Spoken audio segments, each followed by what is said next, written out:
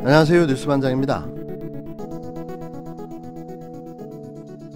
박범계 법무부 장관 후보자는 판사 출신 3선 국회의원으로 제20대 사법개혁특별위원회 간사, 민주당 생활적폐 청산위원장 등으로 활동하면서 우리 사회 각종 부조리 해결과 민주주의 발전에 기여해왔습니다.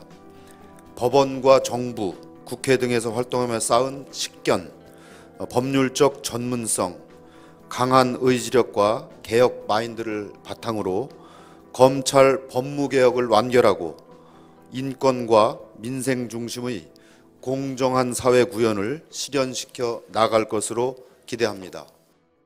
문재인 대통령이 30일 신임 법무부 장관에 박범계 더불어민주당 의원을 내정했습니다.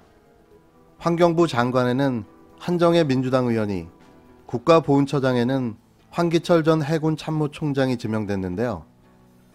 정만호 청와대 국민소통수석은 이날 문재인 대통령이 3개 부처에 대한 장관급 인사를 단행했다며 이처럼 전했습니다. 이 중에 가장 눈에 띄는 부분은 추미애 법무부 장관 후임으로 내정된 박범계 의원이었는데요. 판사 출신 3선 의원인 박 후보자는 연세대 법학과 출신으로 윤석열 검찰청장과 사법연수원 23기 동기입니다.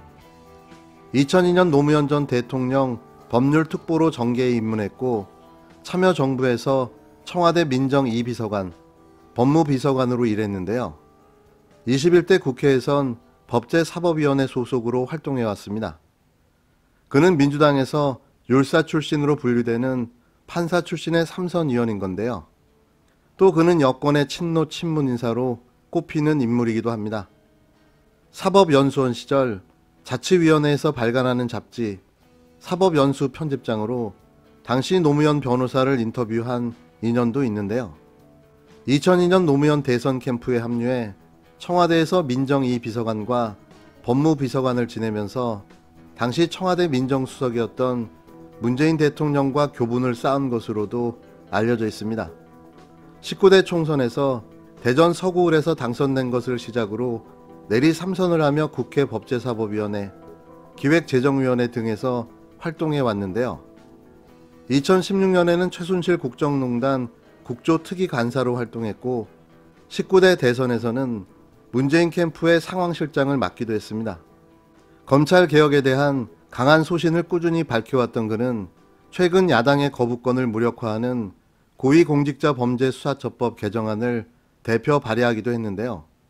하지만 윤석열 청장과는 사법연수원 동기인 그는 2013년 국정감사에서 윤 청장이 댓글 수사 외압을 폭로하자 자신을 범계 아우라고 칭하며 윤석열 형을 의로운 검사로 칭할 수밖에 없다는 대한민국과 검찰의 현실이 너무 슬프다라는 글을 페이스북에 올리기도 했습니다. 또 그는 검찰과 법원을 옹호하는 듯한 모습을 보이기도 했는데요. 그런 탓에 기대와 우려가 공존하고 있습니다.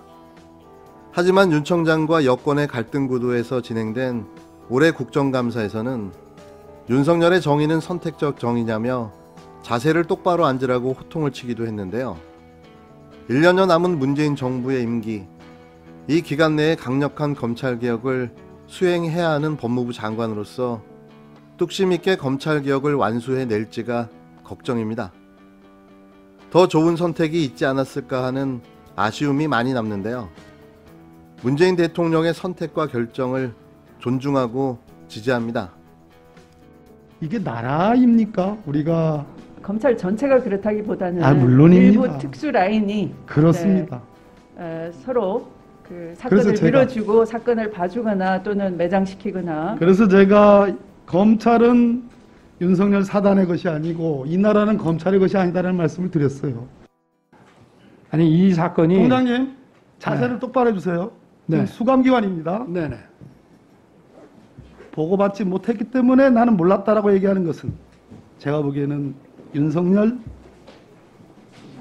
총장과 윤석열 검사가 그동안 중요한 사건에서 휘둘렀던 그 칼과 어울리지 않습니다. 너무나 우리 윤석열 총장을 잘 아는 온 의원이 느낄 때 선택적 정의라고 생각합니다. 저는 그렇게 생각하지 않습니다. 그리고 삼성 수사 철저하게 했습니다. 그것도 선택적 의심 아니십니까? 과거에는 안 그러셨지 않습니까? 과거에는 저에 대해서 안 그러셨지 않습니까? 차기 법무부 장관으로 내정된 박범계 의원은 30일 국민의 목소리를 경청해 검찰개혁을 완수하겠다고 밝혔습니다. 박 후보자는 이날 오후 청와대의 인사발표 뒤 국회의원 회관에서 취재진과 만나 이 엄정한 상황에 이 부족한 사람이 법무부 장관 후보자로 지명돼 어깨가 참 무겁다며 짧은 소감을 전했는데요. 이 엄중한 상황에 이 부족한 사람이 법무부 장관 후보자로 지명되어서 어깨가 참 무겁습니다. 국민의 목소리를 경청하여 검찰개혁을 완수하겠습니다. 박 후보자는 검찰개혁의 의지를 다지며 이제 법무행정도 혁신해 국민의 민생안전에 힘이 돼야 한다며 인사청문회 준비를 잘하겠다고 말했습니다. 법무부와 검찰의 갈등 국면 속 관계 형성 방안에 대해서는 문재인 대통령께서 법무부와 검찰은 안정적인 협조 관계가 되어야 하고 이것을 통해 검찰 개혁을 이루라고 말씀하셨다며 그게 저에게 준 지침으로 알고 있다고 말했는데요. 그는 검찰 개혁은 제 삶 속에 2003년부터 지금까지 역사가 있었다며 노무현 전 대통령이 계셨고 문재인 대통령이 계신다. 그 속에 답을 구하겠다고 강조했습니다. 추미애 법무부 장관이 퇴임하고 신임 법무부 장관 후보자가 지명된 날 자신이 대통령인지 검찰 통령인지 헷갈리는 이 사람은 오늘도 정치를 하고 있었는데요. 본격적인 출마를 위한 선심쓰기 행보가 아닌가 하는 의구심을 지울 수가 없습니다.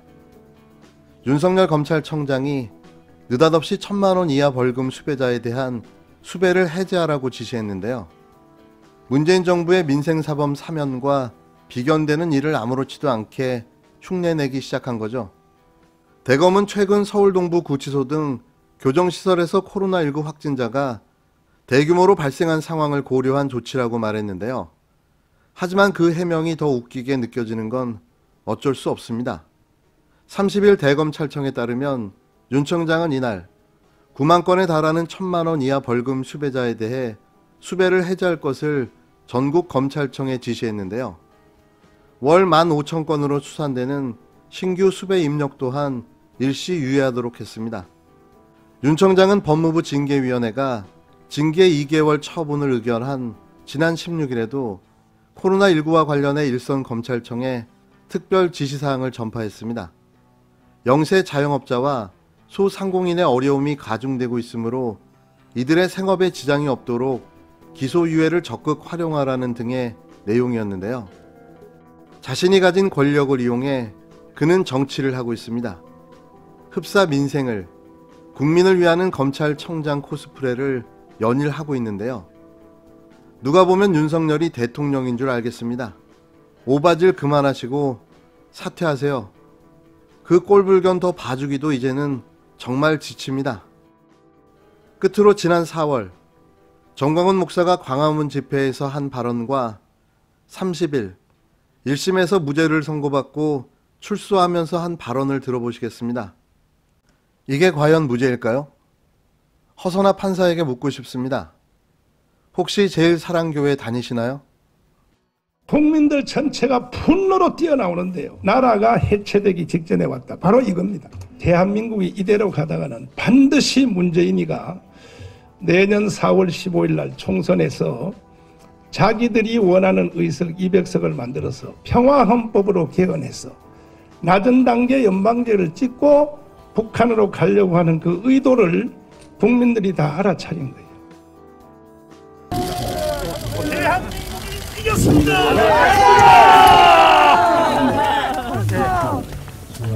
존경하는 국민 여러분, 대한민국이 이겼습니다. 아멘. 오늘 여러분들이 기도해 주셔서 이렇게 무혐의로 나오게 됐는데 그러나 이번에 저를 이렇게 만든 모든 과정 중에 나를 불법으로 조사한 경찰 수사관들 절대로 용서하지 않겠습니다. 맞습니다. 두 번째로 검사님들도 저를 내란 선동 혐의, 그 다음에 집시법 위반, 공금횡령, 명예훼손 계속 구속영장 치다가 그러니까 전라도 판사 둘이를 딱 넣어가지고 나를 구속을 시켰는데 그 악행을 범한 나를 구속영장 친 판사들은 절대로 내가 차시하지 않겠습니다.